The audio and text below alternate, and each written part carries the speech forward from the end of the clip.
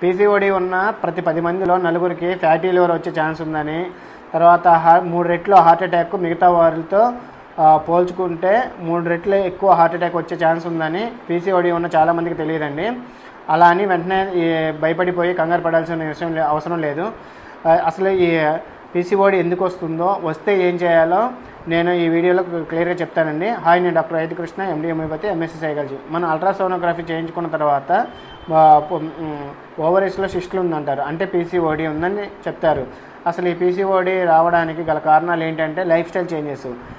ఎలాంటివి అంటే స్లీప్ సరిగ్గా లేకపోవడము, ప్రాపర్ ఎక్సర్సైజ్ లేకుండా ఉండటం, స్ట్రెస్ ఎక్కువ తీసుకోవటము, షుగర్ ఐటమ్స్ ఎక్కువ తీసుకోవడం వల్ల, లైఫ్ స్టైల్ చేంజెస్ వల్ల ఇన్సులిన్ రెసిస్టెన్స్ ఏర్పడుతుంది. ఇన్సులిన్ రెసిస్టెన్స్ వల్ల హార్మోన్ చేంజెస్ ఏర్పడుతుంది. హార్మోన్ చేంజెస్ వల్ల పీసీఓడి ఏర్పడుతుంది. సో దట్ ఈ పీసీఓడి అనేది మెయిన్గా లైఫ్ స్టైల్ చేంజెస్ వల్ల.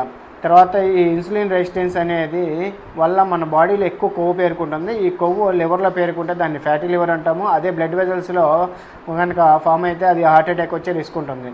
సో దట్ మనకి అల్ట్రాసోనోగ్రఫీతో పాటు పీసీఓడి ఉన్నవాళ్ళు ఎపోలైపోప్రోటీన్ టెస్ట్ ఒకటి చేయించుకోవాలి. తర్వాత లిపిడ్ ప్రొఫైల్ టెస్ట్ చేయించుకోవాలి. కార్డియాక్ మార్కర్ టెస్ట్ ఉంటుంది, అంటే హోమోసిస్టిన్ అనే బ్లడ్ టెస్ట్ కూడా చేయించుకోవాలి. అసలు ఇది వచ్చిన తర్వాత మనం ఏం చేయాలి అంటే హెల్తీ రెగ్యులర్ లైఫ్ స్టైల్ అలవాటు చేసుకోవాలి. అంటే ప్రాపర్ స్లీప్ ఉండాలి, ప్రాపర్ ఎక్సర్సైజ్ ఉండాలి, స్ట్రెస్ లేకుండా ఉండాలి, యోగా మెడిటేషన్ లాంటివి చేసుకోవాలి. ఇవి చేస్తూ హోమియోపతిలో దీనికి అద్భుతమైన మెడిసిన్ ఉంటుంది. ఇవి చేస్తూ హోమియోపతి మెడిసిన్ వాడితే మీకు పర్మనెంట్ సొల్యూషన్ ఉంటుంది.